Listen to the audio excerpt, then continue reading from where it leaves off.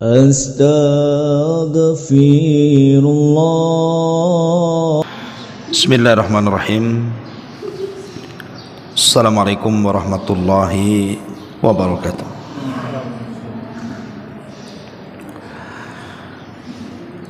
Alhamdulillah, wassalatu wassalamu ala rasulillah wa ala alihi wa sahbihi wa mawalah wa la hawla wa la quwata illa billahi wa ba'du. Rabbi israh li sadri wa yassir li amri wahlul uqdatam min lisani yafqahu qawli, amma ba'du. Ma'asyiral muslimat yang dimuliakan Allah Subhanahu wa taala, alhamdulillah di pagi menjelang siang ini kembali kita bisa bertalabul ilmi di Masjid Nidaul Ilmi. Salawat dan juga salam kita hadiahkan kepada Rasul kita Nabi besar Muhammad sallallahu alaihi wasallam.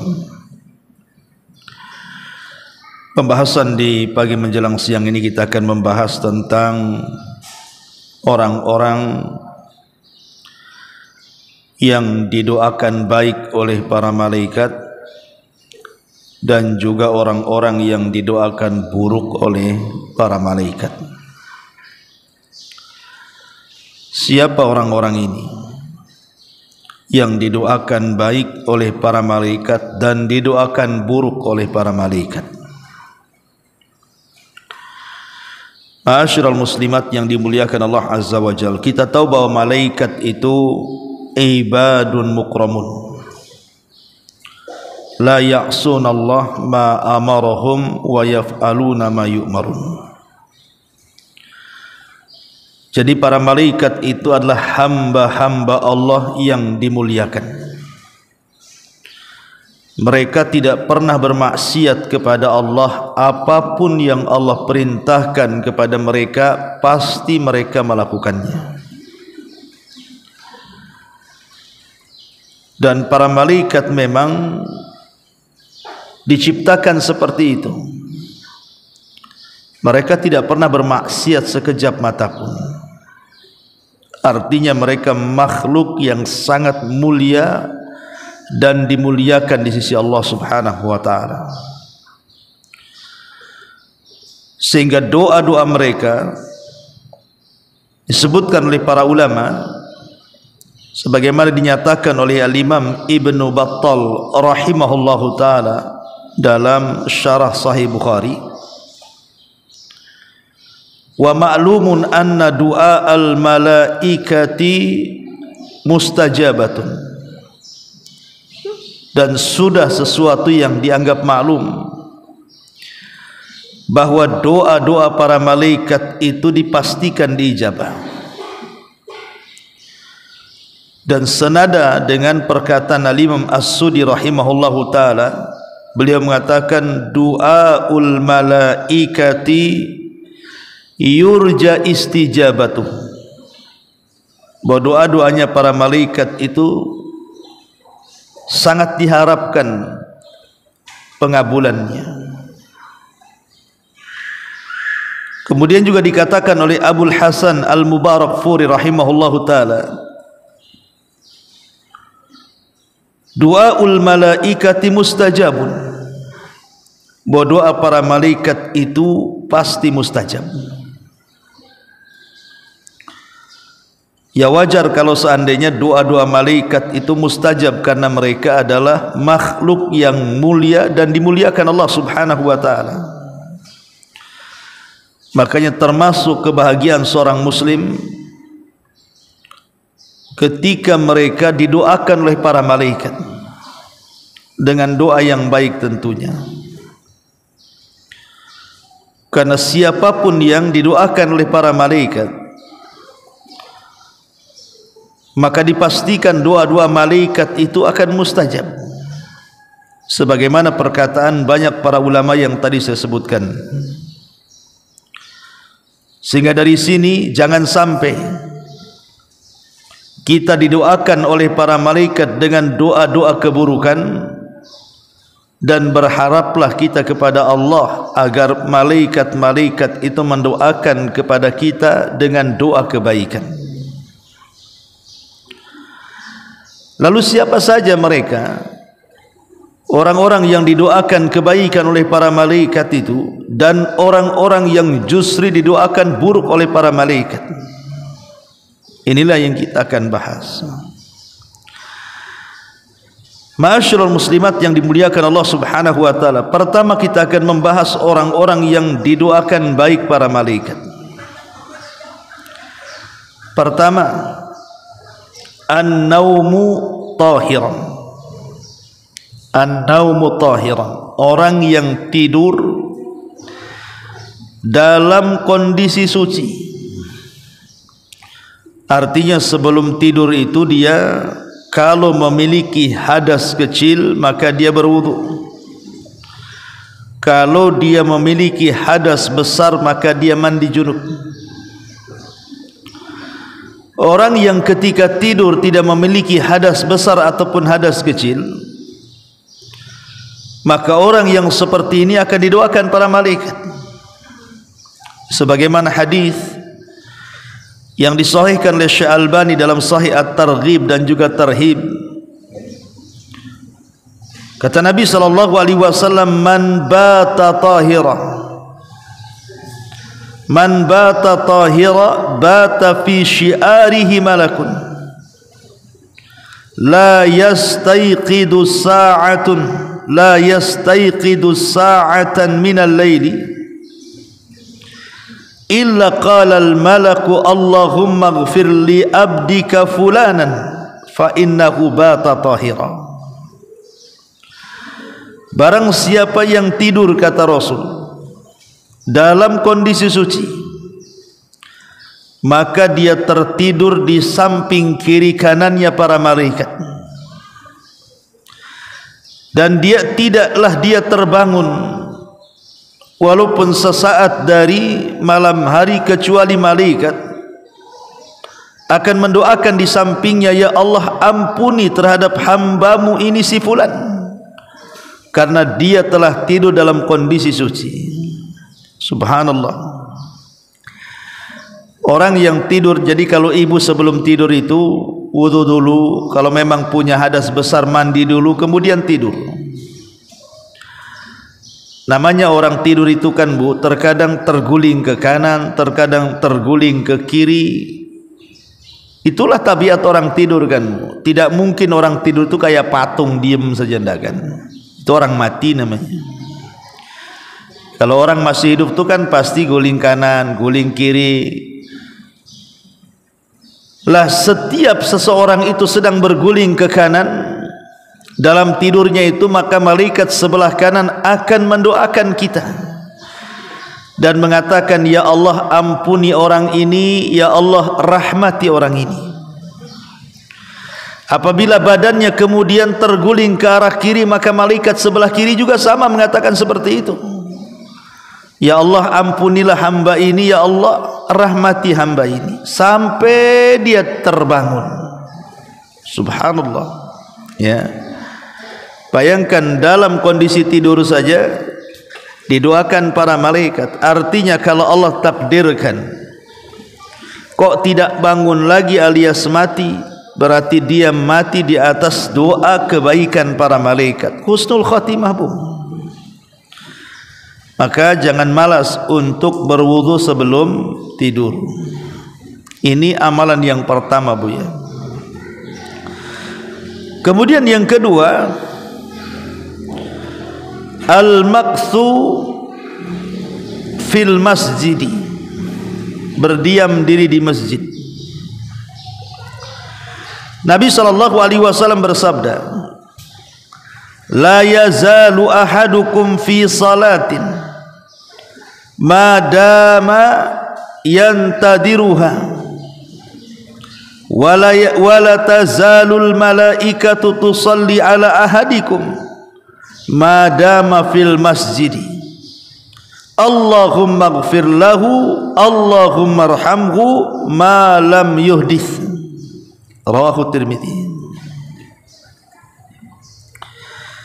Kata Nabi SAW, senantiasa salah seorang di antara kalian berada dalam solat ketika seseorang menunggu solat.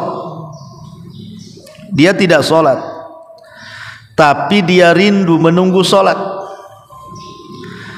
Maka kerinduan setelah solat kemudian menunggu solat berikutnya, dalam penantiannya itu dianggap solat,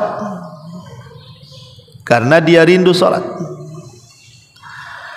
Dan akan senantiasa para malaikat itu mendoakan kebaikan kepada salah seorang di antara kalian selama dia dalam masjid. Kemudian malaikat akan mengatakan, ya Allah ampuni orang ini, ya Allah rahmati orang ini. Maka terus dia akan mendapatkan doa seperti itu selama dia tidak berhadas, artinya dalam posisi suci. Maka di sini duduk diam di masjid dalam rangka beribadah itu seperti ibu ni hari ini kan duduk di masjid ni dalam rangka beribadah, bertalabul ilmi. Maka para malaikat akan mendoakan ampun dan juga mendoakan rahmat. Luar biasa. Ini yang kedua. Kemudian yang ketiga, al-hirsu ala sahur, semangat untuk melaksanakan sahur. Mungkin untuk melaksanakan puasa Senin, puasa Kamis, Ayyamul Bid, atau puasa Daud gitu ya. Karena Nabi SAW mengatakan dalam hadis yang disahihkan oleh Syekh Albani, innallaha wa malaikatahu yusalluna 'alal mutasakhirin. Sesungguhnya Allah dan para malaikatnya itu mereka akan bersolawat, akan mendoakan kebaikan kepada orang-orang yang makan sahur. Makanya Bu, kalau ibu memang disukakan berpuasa sunnah, jangan remehkan sahur, walaupun hanya seteguk air atau sebutir kurma. Jangan sebutir nasi, nggak kenyang. Kalau sebutir kurma masih oke lah. Karena sahur itu pembeda antara puasa kita dengan puasa ahli kitab. Kata Nabi SAW, faslu ma baina siyamina wa siyami ahlil kitab akalata sahur.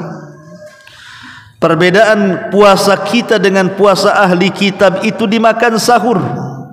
Maka jangan remehkan sahur. Walaupun ibu sudah kenyang, tetap sahur walaupun seteguk air, karena ibu akan mendapatkan berkah. Berkah sahur didoakan baik oleh para malaikat. Ini yang ketiga. Kemudian yang keempat, al-hirsu ala saffil awal awithani,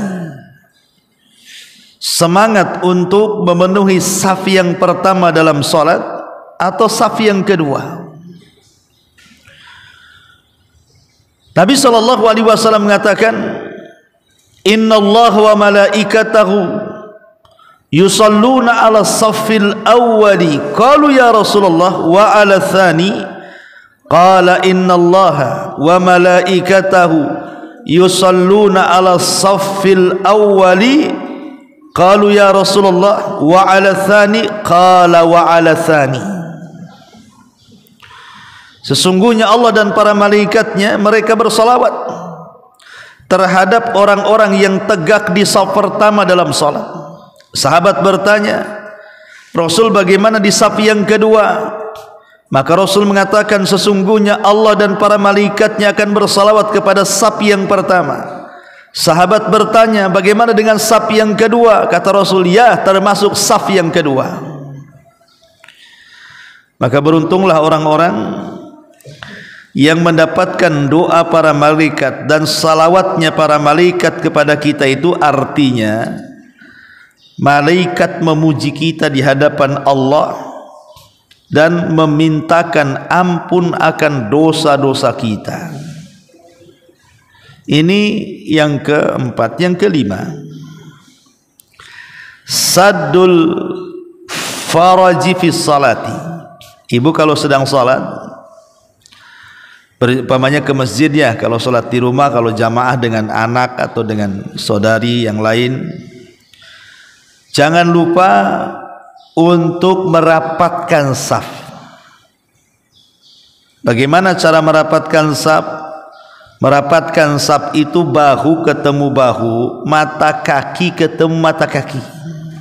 Itu artinya merapatkan saf. Hadhu bainal manakib wal aqdam.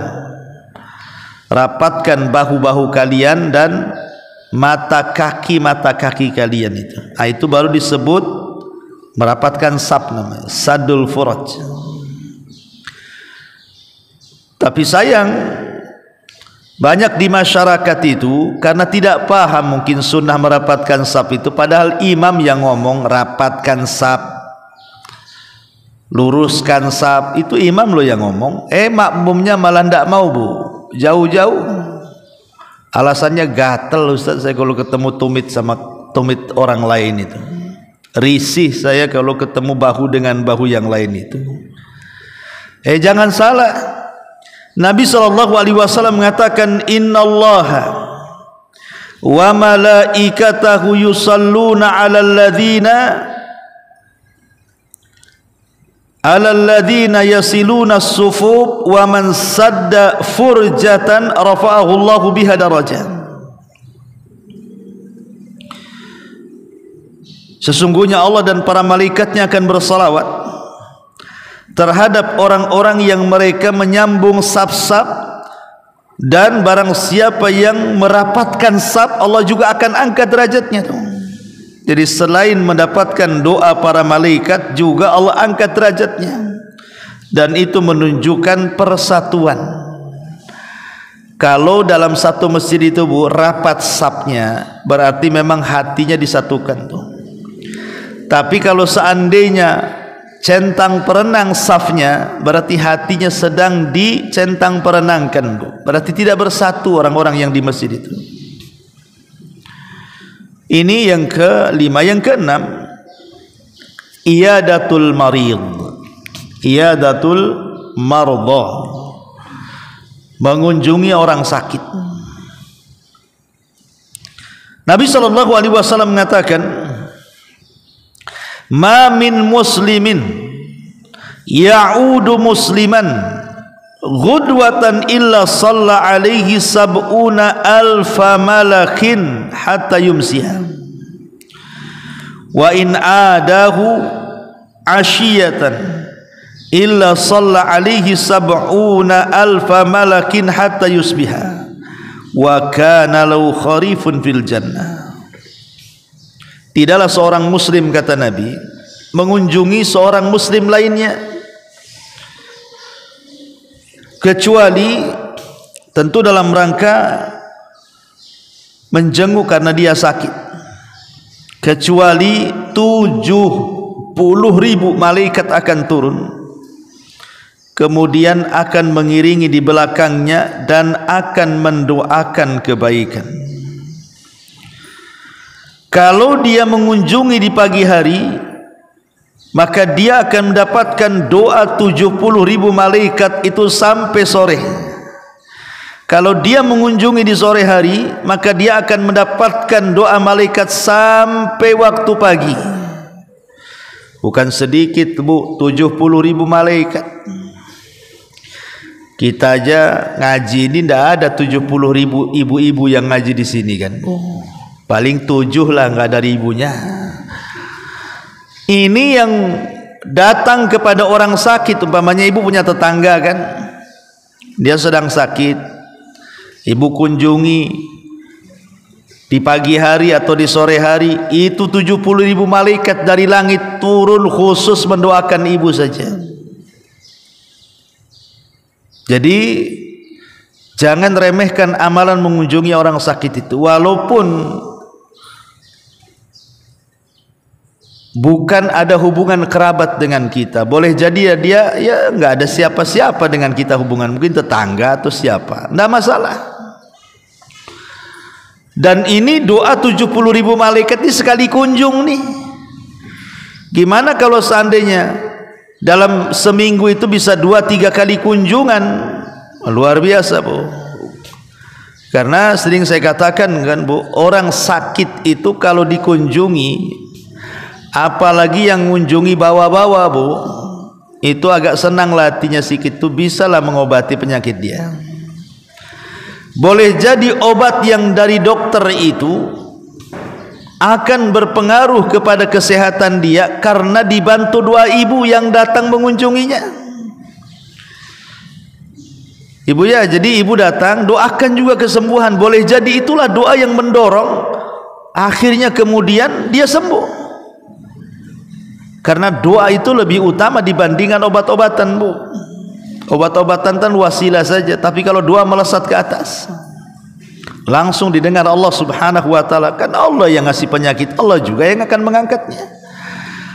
Makanya jangan sampai kemudian disia-siakan kunjungi orang sakit. Ini yang ke-7. Yang ke-8, at-taubatu ilallah wattiba'u sunnati Rasulillah sallallahu alaihi wasallam.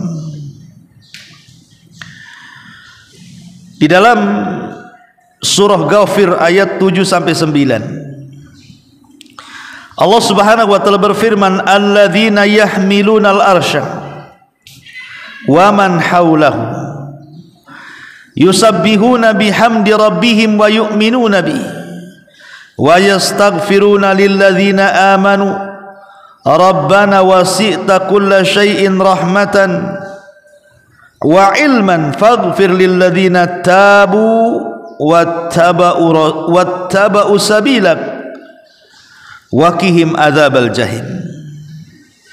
Para malaikat-malaikat yang mereka memikul arsy, dan jumlah para malaikat pemikul arsy itu 8, dan juga malaikat-malaikat sekitar arsy, mereka bertasbih dengan memuji Rabb mereka dan beriman dengannya dan memintakan ampun akan dosa-dosa orang-orang yang beriman, seraya berdoa, Rabb kami, Engkau telah meluaskan segala sesuatu dengan rahmat dan pengetahuan-Mu, maka ampunilah orang-orang yang beriman yang taubat itu dan orang-orang yang beriman yang mengikuti jalan-Mu, artinya jalan Rasul-Mu, dan selamatkan mereka dari azab jahim. Jadi orang-orang yang bertobat maka akan mendapatkan doa baik para malaikat. Cobalah Bu biasakan kalau sebelum tidur itu merenung sesaat, ya, kira-kira dosa yang saya sudah lakukan hari ini apa? Apa ibu sudah menggibah orang, sudah memfitnah orang, atau ibu mungkin disakiti orang? Coba kalau seandainya setiap malam sebelum tidur kemudian kita katakan astaghfirullahaladzim, ya Allah saya bertobat untuk hari ini, baik dosa yang saya ketahui atau dosa yang saya tidak ketahui. Kemudian ibu tidur dan dilakukan setiap hari, Bu, Masya Allah. Berarti ibu mendapatkan setiap malam itu doa para malaikat. Kemudian mengikuti sunnah Nabi, ada keinginan untuk mengikuti sunnah Nabi, itu juga akan mendapatkan doa para malaikat. Ini juga yang ke-8. Kemudian yang ke-9, yang ke-8 nih. Tadi 6, 7, 8 sekarang. Kemudian as-salatu 'alan nabi. Orang yang suka bersalawat. Allahumma salli ala Muhammad, atau Allahumma salli ala Sayyidina Muhammad, atau salawat Ibrahimiyah yang paling baik. Allahumma salli ala Muhammad wa ala ali Muhammad kama sallaita ala Ibrahim wa ala ali Ibrahim innaka Hamidum Majid. Jadi salawat terbaik itu adalah salawat Ibrahimiyah, Bu. Kan dalam istighfar juga ada penghulunya istighfar, dalam salawat juga ada penghulunya salawat, Bu. Lah salawat terbaik itu artinya salawat Ibrahimiyah. Allahumma salli ala Muhammad wa ala ali Muhammad kama sallaita ala Ibrahim wa ala Ibrahim innaka Hamidum Majid. Allahumma barik ala Muhammad kama barakta ala Ibrahim wa ala Ibrahim innaka Hamidum Majid. Nah, itu begitu, Bu. Jadi salawat ini tidak mesti dibaca ketika salat saja. Ya, ketika salat memang doa ini yang dibaca, salawat ini yang dibaca, di luar salat pun dibaca. Ini salawat terbaik namanya. Maka Nabi sallallahu alaihi wasallam mengatakan, "Ma min muslim yusalli alayya illa sallat alaihi al-malaikatu ma shalla alayya falyaqulil abdu min dzalik au liyukthir." Tidaklah seorang muslim, kata Rasul, bersalawat kepadaku, membaca salawat kepadaku, kecuali para malaikat akan bersalawat kepada dia selama dia bersalawat kepadaku. Maka hendaklah memperbanyak salawat dia. Subhanallah, bayangkan para malaikat ikut mendoakan salawat kita. Dan ketika kita bersalawat itu artinya kita meminta kepada Allah agar Nabi kita itu dipuja dan dipuji di langit sana di hadapan para malaikatnya. Jadi makna salawat itu sering saya ulang-ulang biar ibu lebih paham lagi. Kalau ibu mengatakan Allahumma salli ala Muhammad atau Allahumma salli ala Sayyidina Muhammad ataupun salawat Ibrahimiyah sallu alaihi, maknanya, Bu, kita meminta kepada Allah agar Allah memuji Nabi kita di hadapan para malaikat, di hadapan Jibril, di hadapan Mikail, di hadapan Israfil, di hadapan malaikat-malaikat pemikul aras, di hadapan malaikat-malaikat yang ada di langit. Itu makna salawat itu. Kita meminta kepada Allah agar Nabi kita dipuja-puji di langit sana. Dan sebagai imbalannya kita akan dipuja-puji di langit 10 kali lipat dibandingkan pujian Allah kepada Nabi yang kita minta dalam salawat kita. Dan luar biasa, karena siapa yang bersalawat 1 kali, maka Allah akan bersalawat 10 kali kepada kita. Ma'asyiral muslimat yang dimuliakan Allah Azza wa Jalla, ini juga diantara orang-orang yang akan mendapatkan doa baiknya para malaikat. Kemudian juga orang-orang yang akan mendapatkan doa baiknya para malaikat adalah orang yang mendoakan saudaranya. Ini yang ke-9, orang yang mendoakan saudaranya tapi dia tidak tahu kalau ibu sudah sedang mendoakan dia. Pamannya suami ibu sedang merantau, ibu doakan, suami tak tahu ibu mendoakan suami. Anak sedang merantau, entah dipesantrenkan di mana, ibu setiap malam memanjatkan doa, anak pula tak tahu. Atau tetangga yang sedang sakit, ibu doakan, ya Allah kasihan tetangga itu, sembuhkanlah penyakitnya.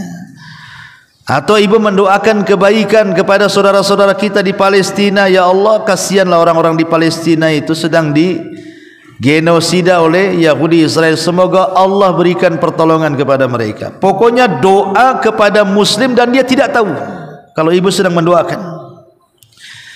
Nabi SAW mengatakan, kata Nabi SAW, da'watul mar'i al-muslimi li akhihi bi dhahril ghaibi mustajabatun inda ra'si malakun muwakkalun kullama da'a li akhihi bi khairin qala al malakul muwakkal bihi amin walaka bimithli. Doa seorang muslim kepada saudaranya tanpa sepengetahuan dia adalah mustajab, maka akan datang malaikat di atas kepalanya. Kemudian setiap kali kita mendoakan kebaikan kepada saudaranya tanpa sepengetahuannya, malaikat itu akan mengatakan amin, dan engkau juga akan mendapatkan hal yang sama dengan yang kau doakan kepada saudaramu. Lihat. Jadi kalau seandainya ada anak saudara, anak tetangga nakal sanakal-nakalnya, ya Allah, mudah-mudahan anak itu sembuh tuh. Nakal kali, kasihan orang tuanya. Maka malaikat akan mengatakan, dan anakmu juga semoga baik, gitu maksudnya. Ya Allah, tetangga itu kasihan sekali rizkinya, suaminya kerja ya kadang dapat kadang tidak, tolonglah kasih rizki. Maka malaikat datang mengatakan, engkau juga akan mendapatkan rizki. Kan enak Bu, nggak ada ruginya kau mendoakan orang itu, karena doa kita akan berbalik kepada kita. Sama dengan doa buruk kepada orang akan balik juga doanya kalau tidak ada keburukan pada orang itu. Ya. Ini yang ke-9 Bu. Ya. Jadi biasakan mendoakan kebaikan kepada seorang muslim tanpa sepengetahuan mereka. Ya. Ma'asyiral muslimat yang dimuliakan Allah Subhanahu wa taala. Ya. Dan tentunya juga orang yang mengucapkan amin ketika salat. Ghairil maghdubi alaihim waladdallin. Pemanya imam mengucapkan ghairil maghdubi alaihim waladdallin. Imam amin, ibu amin. Maka aminnya ibu kalau bercocokan dengan aminnya para malaikat Bu, maka dosa-dosa kita akan diampuni. Subhanallah. Nah ini 10 saja, dan banyak sebenarnya amalan-amalan yang akan mendapatkan doa kebaikan para malaikat. Sekarang kebalikannya, ada orang-orang itu Bu mendapatkan doa buruk, dan ini jangan sampailah kita berlindung kepada Allah. Jangan sampai kita ini mendapatkan doa buruknya para malaikat.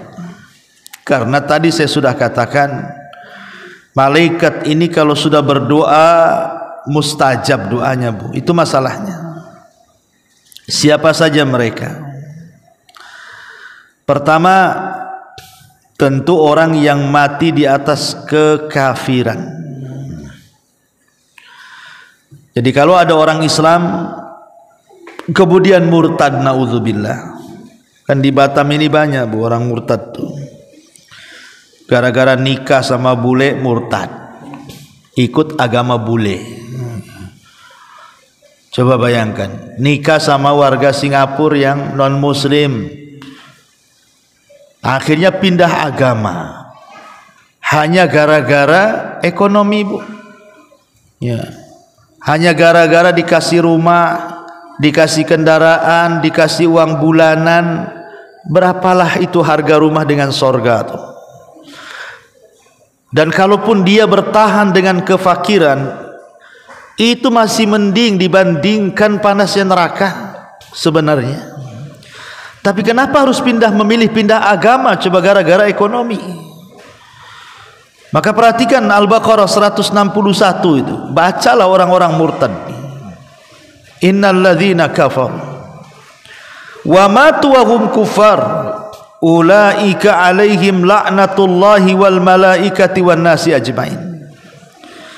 Orang-orang yang kufur dan mereka mati di atas kekafiran, maka mereka akan mendapatkan laknat Allah, laknat malaikat-malaikat Allah, dan laknat semua manusia. Naudzubillah. Ya. Maka berlindunglah kepada Allah, jangan sampai kita mati di atas kekufuran. Seperti Nabi Yusuf berdoa kepada Allah, tawaffani musliman, ya Allah wafatkan aku dalam kondisi muslim.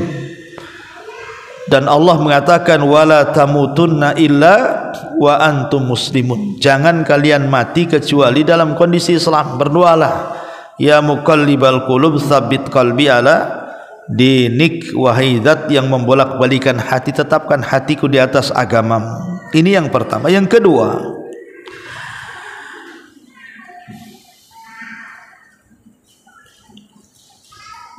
kedua, adalah orang-orang yang mencela para sahabat Nabi. Seperti orang-orang Syiah itu Bu, itu suka mencela sahabat Nabi. Abu Bakar dikafirkan, Umar dikafirkan, Utsman dikafirkan, dan mereka mengatakan sepeninggal Rasul itu semua sahabat kafir kecuali 10 orang. Oh, ini kan bahaya, ya. Karena Nabi SAW mengatakan dalam sebuah hadis,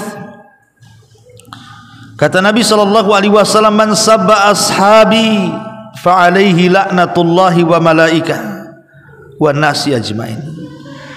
Barang siapa yang mencela sahabat-sahabatku, kata Rasul, maka dia mendapatkan laknat Allah, malaikat dan manusia semuanya.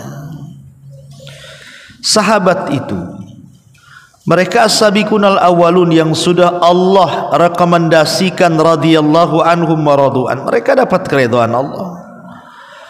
Dan Imam Ibnu Hazm ketika mentafsirkan ayat kullan wa'adallahul husna, setiap sahabat akan mendapatkan kebaikan, maksudnya setiap sahabat dijamin masuk surga. Macam mana orang yang dijamin masuk surga kemudian dicaci maki? Maka orang yang mencaci maki sahabat Rasul, mereka akan mendapatkan laknat Allah, bahkan laknat para malaikat-malaikat dan seluruh manusia. Naudzubillah. Ini yang kedua. Kemudian yang ketiga, malaikat-malaikat Allah akan melaknat orang yang ahdatsa hadatsan au awa muhditsa. Orang yang melakukan perbuatan yang tidak dicontohkan Nabi, atau orang yang melindungi orang jahat, ya. Seperti umpamanya para pengacara, hati-hati tuh yang berprofesi pengacara itu. Biasanya pengacara ini kalau otak kepalanya otak duit saja, dia nggak peduli kliennya ini apakah salah ataukah dia benar. Walaupun dia penjahat dia bela tuh. Yang penting fulus, ya. Ada pulus mulus. Itulah pengacara. Maka anda yang berprofesi sebagai penegak-penegak hukum, bukan hanya pengacara saja, ya hakimnya, ya jaksanya, ya polisi-polisinya, aparat-aparatnya, penegak-penegak hukumnya, hati-hati jangan melindungi orang jahat. Kalau dia salah katakan salah, kalau dia benar katakan benar. Bela kebenaran dan jangan membela kesalahan. Karena Nabi SAW mengatakan, man ahdatsa hadatsan aw awa muhditsa fa alaihi laknatullah wal malaika wan nasi ajmain. Siapa yang menciptakan perkara baru dalam agama atau melindungi orang jahat, maka dia mendapatkan laknat Allah, laknat malaikat-malaikat Allah dan laknat semua manusia. Auzubillah. Ya, maka ini juga perhatian. Ini yang ketiga. Kemudian yang keempat, orang-orang yang mengancam dengan senjata kepada saudaranya yang muslim. Ngacung-ngacungkan pedang, ngacung-ngacungkan golok, pisau, pistol atau apa, pokoknya nakut-nakuti sebenarnya. Sambil sok-sokan bawa golok di tangan dia atau bawa pentungan di tangan dia. Atau sekarang ini memang ngancamnya tidak pakai parang tapi pakai handphone. Ngancam di handphone, awas kau di WA, di SMS, di apa kan, bukan? Itu sama aja tuh ngancam-ngancam. Ku polisikan kau, ku kasuskan dirimu, macam-macam. Awas kalau ketemu ku bunuh kamu, macam-macam. Dia ancaman-ancaman kayak gini kan. Maka ini orang-orang yang mengancam-ngancam seperti ini akan dilaknat tuh. Dilaknat oleh para malaikat. Nabi SAW mengatakan, la yahillu li muslim an yurawi'a musliman. Tidak halal alias haram seorang muslim itu menakut-nakuti muslim yang lainnya. Kata Rasul, man asyara ila akhihi bihadidatin fa innal malaikata tal'anuhu hatta yada'ahu wa in kana akhahu li abihi wa ummihi.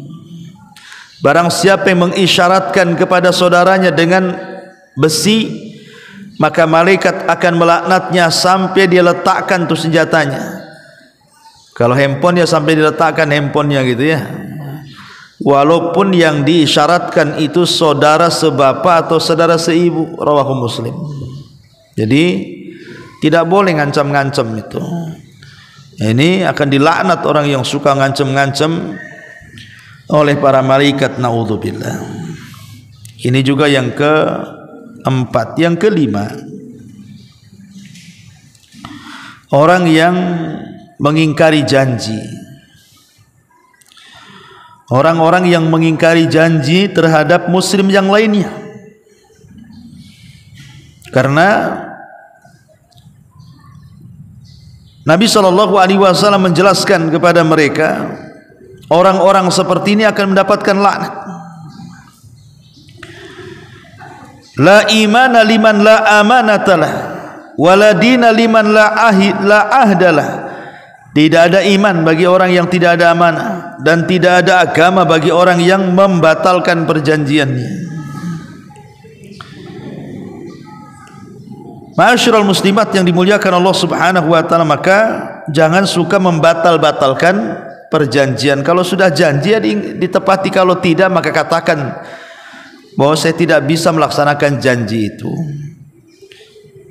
Kemudian juga yang keenam, Allah melaknat dan para malaikatnya orang yang menasabkan sesuatu yang bukan nasabnya. Seperti sekarang lagi viral-viral kan Bu, orang yang menasab-nasabkan nasabnya sampai kepada Nabi, sampai kemudian dia pun membangga-banggakan diri dan mengatakan, kamu tidak tahu siapa saya, katanya. Di tubuh saya ini mengalir darah Nabi. Ada orang yang ngomong gitu kan Bu, ya, di tubuh saya ini mengalir darah Nabi, katanya, sambil teriak-teriak ya, dengan lantangnya. Emang dia tahu kalau dia itu mengalir darah Nabi itu? Iya betul, Nabi Adam mungkin iyalah kan gitu.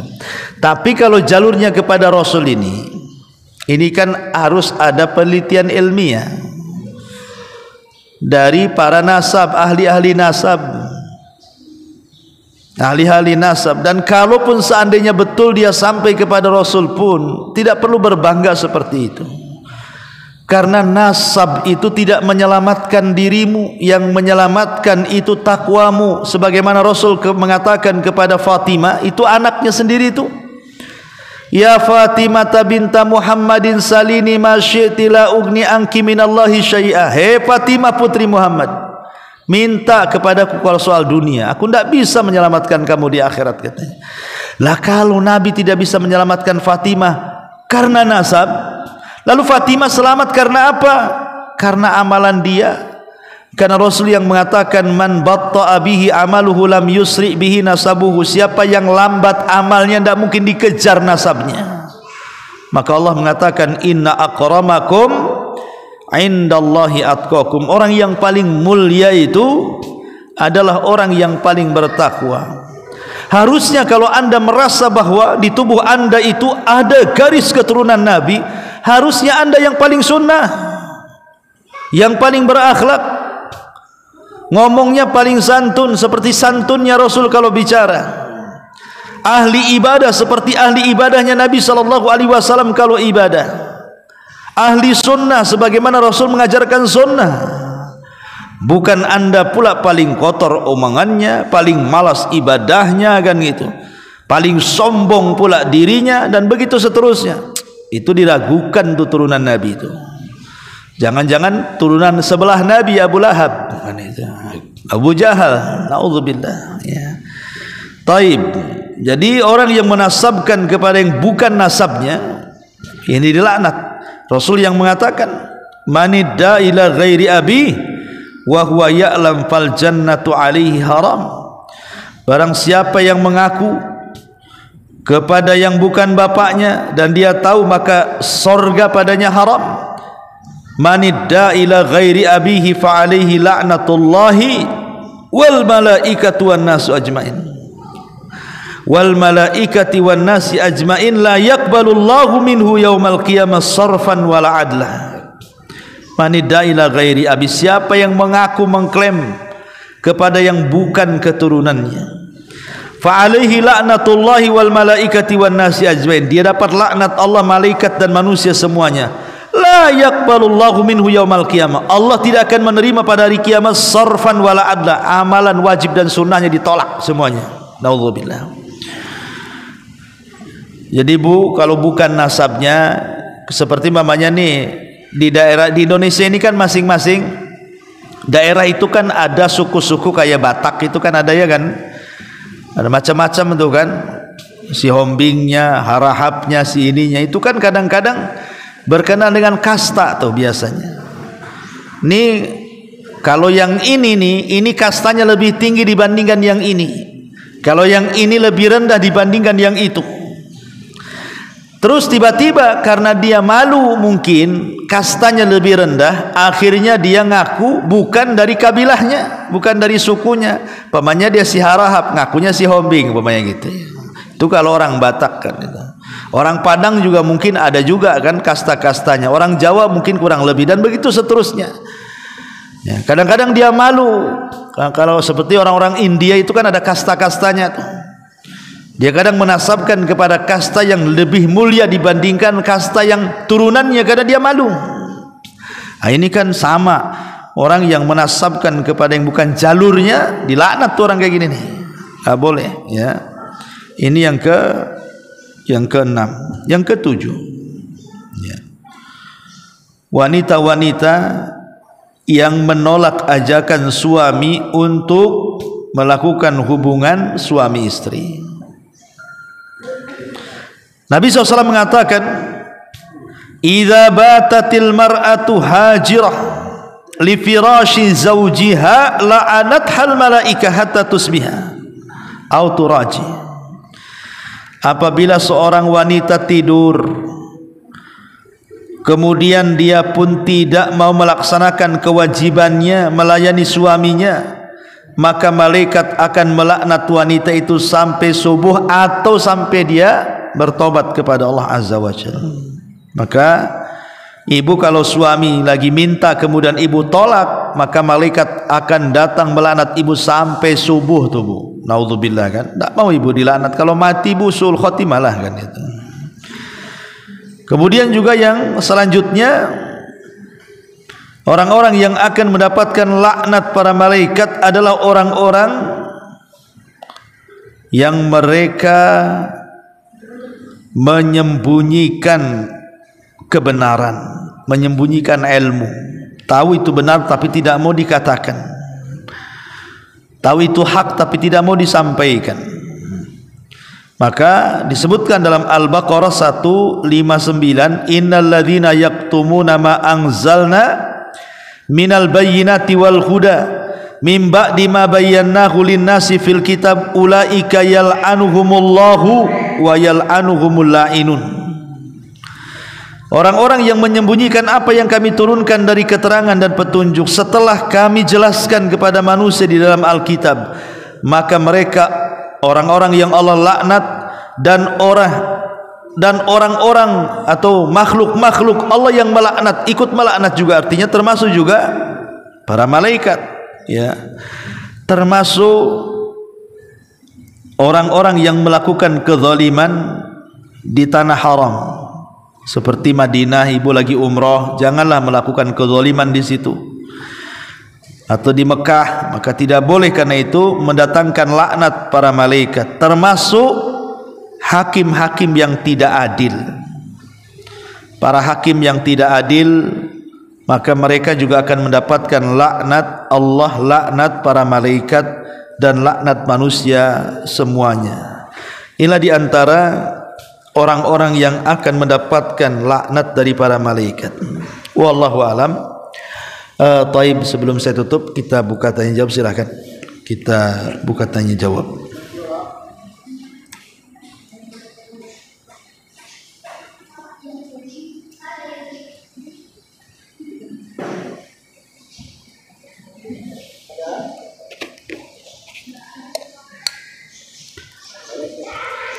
Enggak ada, alhamdulillah. Kalau enggak ada, kita tutup dengan doa kafaratul majlis. Subhanakallah bihamdika asyhadu an la ilaha illa anta astaghfiruka wa atubu ilaik. Allahu taala alam. Assalamualaikum warahmatullahi wabarakatuh.